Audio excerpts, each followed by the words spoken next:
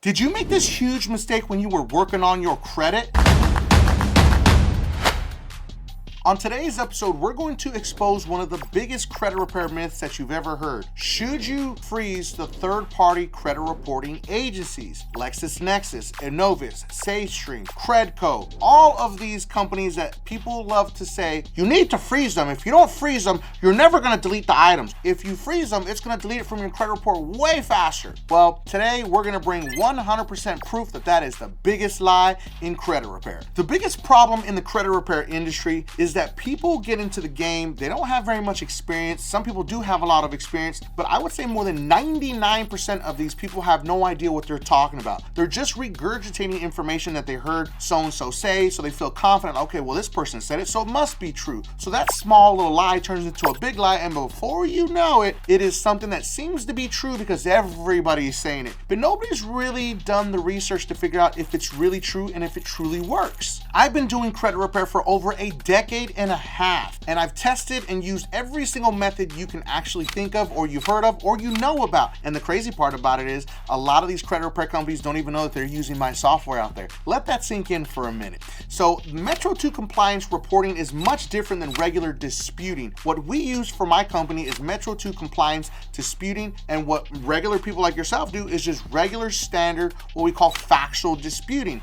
So when you send out a letter, it goes through a simple process with the credit reporting agencies. And what they do is your letter goes to the credit reporting agency. The credit reporting agency then creates what's called an ACDV report. It's an automated dispute verification system. Now the ACDV is a form that gets sent over, and they form what's called a Metro 2 code. That Metro 2 code is then sent to the creditor or debt collector. So now remember this, the letter goes directly to the credit reporting agency. It doesn't go to the creditor, it doesn't go to the actual debt collector, it goes to the credit reporting agency, and the responsibility of the credit reporting agency is to send the information that you are disputing using a Metro 2 code, and then the responsibility of the debt collector or the actual creditor is to send back their response in a Metro 2 code to the credit reporting agency accordingly, and then communicate with you of whatever they found on their behalf, or sometimes they don't even send you a letter. It's the credit reporting agency that responds back to you. So what a lot of these amateur credit repair companies, or I'll be honest with you, even veteran companies out there, like to say that if you freeze the third-party credit reporting agencies, the debt collectors cannot verify the information, the creditors cannot verify the information, nobody has access to it,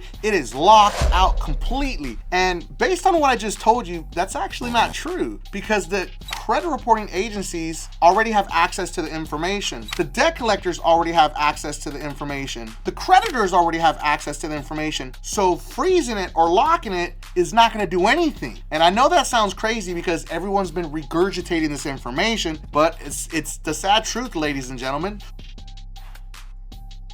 Last part is the most important. So on today's episode, we're gonna bust it down into two very important steps that you do not want to miss. Now, step number one, we're going to expose the truth, and I'm gonna show you with proof, because as usual, we always love to bring proof to show you that we're not just out here making stuff up like everyone else. We bring proof. Now, in step number two, I'm gonna show you the different alternatives of what you can do in the disputing process to help you better understand it and what the differences are. So that is one of the very most important parts. Do not miss part number two. So let's get into step number one. Step number one, we're going to cover exactly what the amateurs love to say. They say, we need to freeze LexisNexis, CoreLogic, and SageStream. The moment they say CoreLogic, I know they have no idea what they're talking about. They're just regurgitating information. Now let me show you exactly why. CoreLogic is literally a database that is just for mortgage lenders, apartment complexes, insurance. They don't actually store the data. I know that sounds crazy, right? So they have a subsidiary company that's called Credco that helps manage this whole massive system. And a lot of times what happens is mortgage lenders actually use this because it actually provides a merged report that shows all of the reports for mortgage lending that they need to see. This is why it's like crazy when I hear people say this. I'm like, what? What are you talking about, CoreLogic? So let's scroll down to the very bottom, and I'm gonna read it out loud to you so you can see exactly what I'm talking about, how they don't actually hold the files at CoreLogic. So if we scroll all the way down to the frequently asked ask questions. It says, who is Credco? Because remember, this is the subsidiary company that manages CoreLogic. Credco is a reseller of consumer reports and other information to its clients, which consists of banks, mortgage companies, and other lending institutions. Now, we're going to skip all the other stuff and we're going to go to the very bottom. Credco is a reseller of information that comes from other entities. Credco does not maintain a database from which new consumer reports are produced. I mean, they just told on all of these people on social media,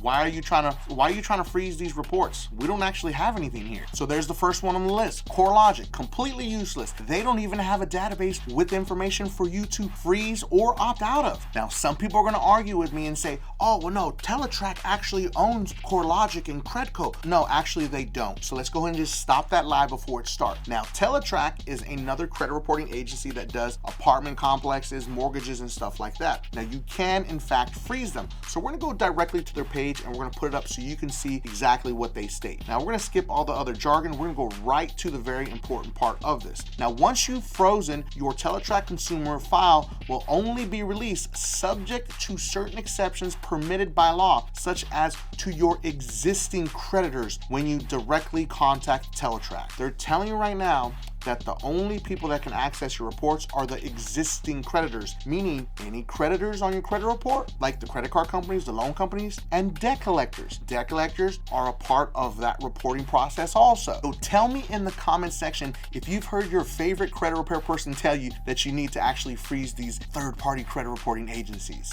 Now let's go over to LexisNexis. Now LexisNexis is going to kill two birds with one stone, because if you freeze your LexisNexis report, it's also going to freeze your Sage.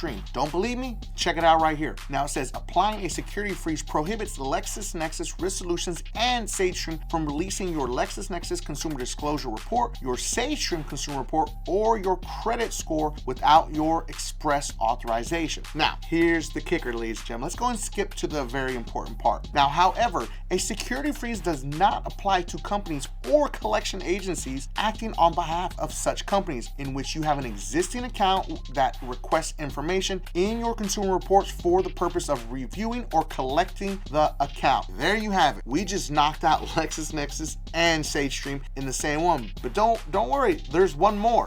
So now let's go over to the Inovis website. This is the final one on the list. I promise I won't keep you here too long. So it says third parties that still have access to your Inovis credit report when a security freeze is in place include companies that have current accounts or relationships with you, collection agencies acting on behalf of companies that have a current account or existing relationship with you, credit monitoring companies, state or local agencies. You get the gist. We just shown you right here that, of course, it doesn't matter. You don't have to freeze any of these. It's a joke, a waste of time. We just busted every single YouTuber out there and every social media person out there that's spreading these lies. Now let's get into step number 2. Step number 1 took a little too long, but I had to give you all the sauce. I hope you understand. Now step number 2. Now you understand that a freeze is simply meant to block any type of applications. It does nothing else. So just remember that if you freeze it, you must unfreeze it, because as an example, I had some clients that reached out to me. They're like, hey man, my LexisNexis is actually frozen. Did you guys freeze it? No, bro, we didn't freeze anything. We don't freeze nothing for our clients. You actually froze. And he's like, yeah, that's right, I did. So go unfreeze it, because it's going to stop you from applying for things. And one, you shouldn't even be applying for stuff while you're working on your credit. That's like the biggest thing that I see that people do. Like they start to work on their credit, their score goes up, and then they start to go apply for stuff. Stop doing that. You should know better. But anyways, let's move on. So understanding that if you freeze it, it's going to stop you from being able to get your application actually looked at and approved, or even just reviewed, period. So do not freeze it unless you are prepared to understand that you have to unfreeze it every single time. Now, besides a freeze, you do have the option to opt out. Now understand, I have told people before that, yeah, you can opt out. It is one of the best things that you can possibly do, because nobody, and I mean nobody, can access your reports except for the people with existing relationships, people on your credit reports, debt collectors trying to collect on behalf. So it can help to a certain extent, but honestly, it's a really big pain in the ask for you have to go back, unfreeze it, or opt back in. You have to send them a letter, send them proof of information. It's really up to you, but understand you do have the secondary option to opt out if you choose. But honestly, I think it's just a waste of time. What you should do instead is dispute and attack with each individual actual secondary credit reporting agency. That's what you need to do. One of the biggest reasons why credit repair companies do not dispute with the actual secondary bureaus because it costs them too much money and they truly don't understand the process. They think it's rocket science. It's just like creating a regular dispute letter, create them for Experian, Equifax, and TransUnion. Well, guess what? You pull your credit reports from those companies and you can find the information there also and then dispute and attack with them. All you gotta do is